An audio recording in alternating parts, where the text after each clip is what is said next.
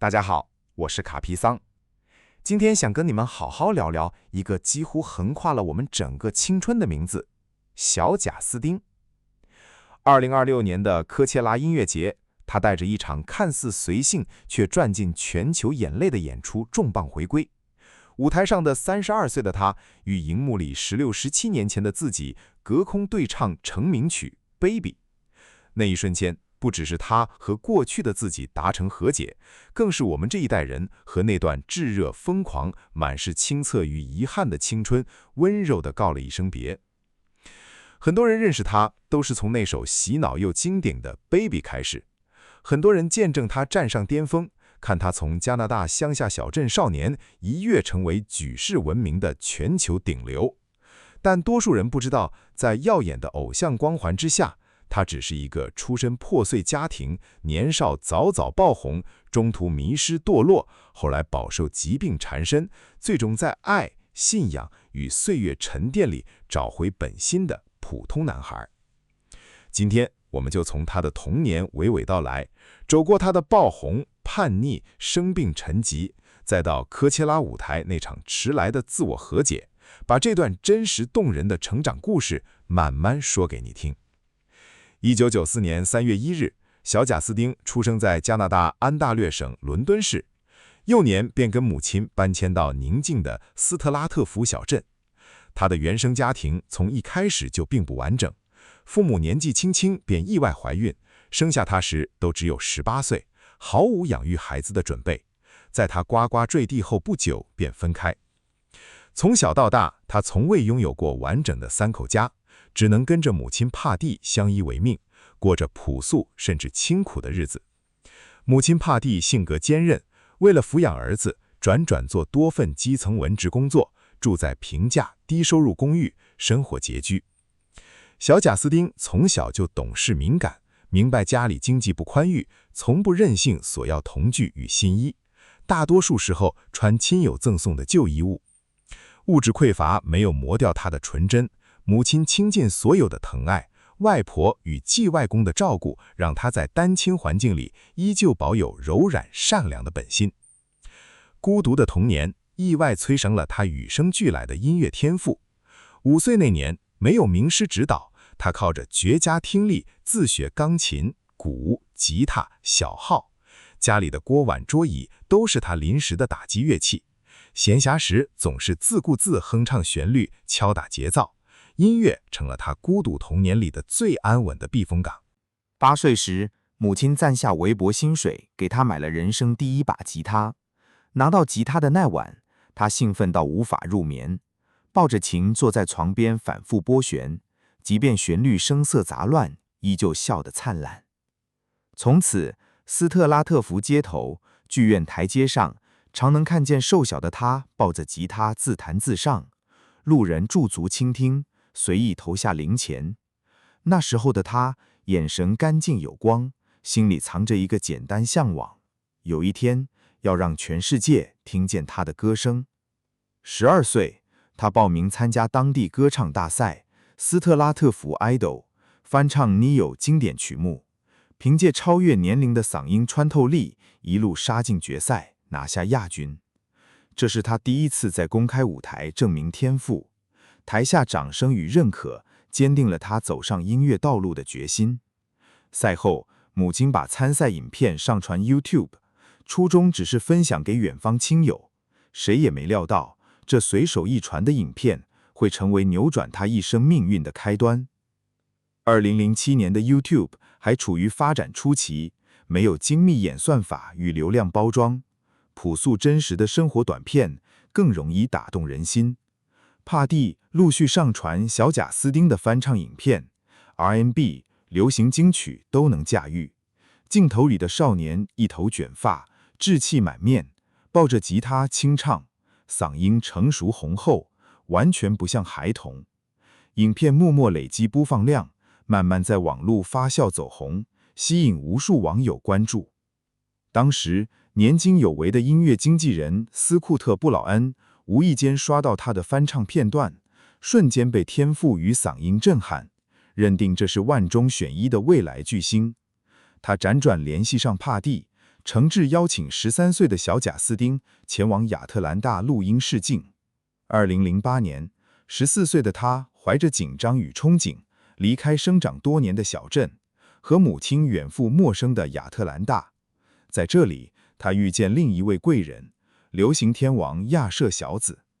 面对前辈，他随口清唱几句，自然的舞台感与天赋禀赋，让亚瑟小子当下便决定全力西线签约栽培。就这样，在经纪人与天王的扶持下，14岁的小贾斯汀正式踏入乐坛，开启职业歌手之路。出道的他走邻家暖男路线，阳光干净，毫无距离感，加上极具辨识度的嗓音，迅速俘获全球无数歌迷。2009年，15岁，推出首张专辑《My World》，首周空降美国告示版专辑榜第6名，刷新当年度男新人首专销售纪录。One Time、One Less Lonely Girl 等单曲红遍街头巷尾，名气快速飙升。2010年，16岁迎来事业最巅峰，专辑《My World 2.0》直接空降告示牌冠军，成为史上最年轻拿下榜单冠军的男歌手。而真正让他席卷全球、封神出圈的，正是那首不朽神曲《Baby》。单曲发行后横扫各大音乐榜 ，MV 播放量打破当时 YouTube 纪录，成为一代人的青春烙印。那一年，全球各个角落都回荡着 Baby Baby Baby Oh 的旋律，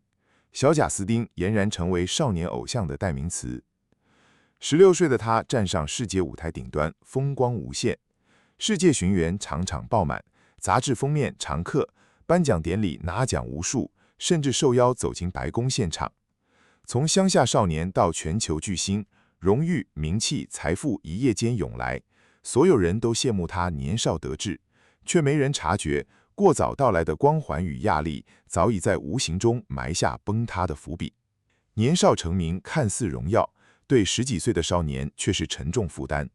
16、17岁本该是校园读书、肆意成长的年纪，他却被牢牢锁在聚光灯下，失去隐私，失去平凡青春。出门必有狗仔跟拍，粉丝围堵，一言一行都被无限放大，随意解读。长期高压生活让他身心不堪负荷，外界的追捧与窥探，身边的名利诱惑，加上青春期的叛逆个性，让原本阳光乖巧的他慢慢迷失。2013到2014年，19、20岁的小贾斯汀性情大变，从国民甜心变成争议满满的叛逆艺人，飙车酒驾、与媒体冲突、公共场合言行失当，负面新闻常年霸占娱乐头条，公众形象一落千丈，不少曾经痴迷的粉丝纷纷失望离去。高压、舆论霸凌、日夜颠倒的工作节奏，让他早早出现失眠、焦虑、忧郁等心理问题。他曾在后续采访坦言，那段4月感觉被全世界孤立，没人真正懂他的脆弱与努味，只能靠放纵自我逃避压力，深陷情绪低谷难以自拔。就在大众以为他只是任性堕落、自毁前程时，命运再给他重重一击。长期作息紊乱、精神透支、免疫失调，让他身体埋下隐疾，多年饱受莫名颜面神经不适、头晕耳鸣困扰，却一直查不出病因，只能应声着工作与应对公众行程。直到2022年，经过精密医学检查，小贾斯汀正式被医生确诊患上伦谢亨特氏症候群。这是一种病毒引发的神经系统疾病，会影响面部神经、听力与平衡感，轻则颜面麻痹、耳鸣眩晕，重则影响行动与舞台表演。消息曝光后，全球歌迷震惊心疼，大家才明白那些年他的状态下滑，刻意减少舞台露面，情绪反复不稳，从不只是叛逆任性，还有难以言说的病痛折磨。确诊之后，他不得不放慢脚步，暂别高强度巡演与公开活动，积极接受治疗与复健。病痛让他看清名利虚华，也让他被迫停下脚步，开始直面内心伤痛、身体缺憾与过往的迷茫。在养病沉淀中，慢慢学会安静，学会反思，学会与命运和解。2015年，他曾短暂暂别乐坛，而后续的低调淡出，很大程度也是为了对抗病症，修养身心。他远离名利纷扰，淡出镁光灯，在治疗、信仰与平静生活里，慢慢疗愈身心的双重伤口。在他人生最低谷，饱受病痛与情绪双重煎熬的日子里，妻子海莉·鲍德温的陪伴成为他黑暗里最温暖的光。两人年少相识，一路走过友情、暧昧、分合。在他最叛逆、最脆弱、被疾病缠身的时刻，海莉始终没有远离，包容他的过错，体谅他的病痛，安抚他的情绪，陪他看医生、做复健，度过无数低迷时刻。爱情的力量让小加斯丁彻底蜕变，他开始规律作息，配合医疗复健，戒掉不良生活习惯，远离无效应酬与负能量圈子，专心养病，调整心态。曾经任性张扬的少年，慢慢变得内敛、温柔、有担当，懂得体谅，懂得珍惜，不再被名气与情绪牵着走。2018年，他与海莉步入婚姻，正式组建家庭。婚后的他把家庭摆在首位，刻意减少娱乐曝光，把时间留给陪伴、治疗与自我修养。婚姻的安定稳住了他飘摇的心神，也让他在病痛折磨中有了坚持下去的动力。2024年，儿子诞生，让他多了父亲的身份，更懂得责任与牵绊。孩子的到来抚平了他心底很多伤痕，也让他坦然接受自己的病痛与不完美，不再执着于巅峰光环，只愿安稳度日，守护家人。历经叛逆、病痛、疗养与家庭洗礼，他的心性完全沉淀。重回乐坛后推出的新作，少了年少的张狂，多了历经病痛与风雨的通透温柔，歌声里满是故事感，乐评与歌迷都能听出他的改变与成长。2026年科切拉音乐节，小贾斯汀压轴重磅回归，成为全场最大亮点。经历过伦谢亨特氏症候群的治疗与复健，他重新站上国际顶级舞台，本身就是一种无言的战胜与重生。主办方重金邀约，外界都以为会迎来一场华丽炫目的顶级演出，没想到他却选择以最朴素、最真诚的方式登场。没有奢华舞美，没有庞大伴舞阵容，一身简约休闲装扮，一支麦克风，一张高脚凳，就这样安静开唱。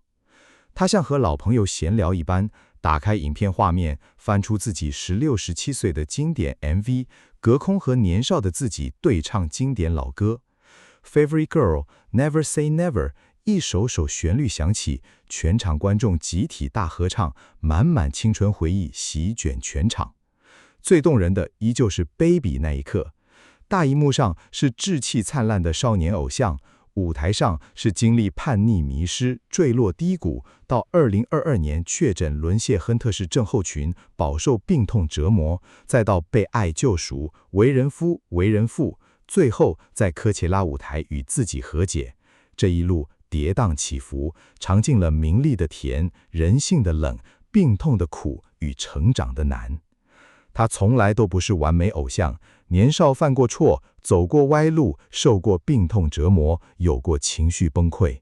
但他最难得的是，跌倒过、生病过、迷茫过，却始终没有放弃自己，愿意治疗，愿意改变，愿意沉淀，在不完美的人生里慢慢修炼成更好的自己。其实，我们每个人的人生也是一样，都会有年少轻狂，有过迷茫跌倒，有过身体不适与心理委屈。不必强求自己完美无缺，学会接纳缺憾，与过往和解，认真善待身心，慢慢走，慢慢长大，就足够美好。好了，今晚关于小贾斯汀的成长故事就说到这里了。愿我们都能学会与自己和解，善待身体，宽容过往，不被挫折与病痛打垮。夜深了，愿你卸下一天的烦恼，安心入眠，做个温柔好梦。晚安。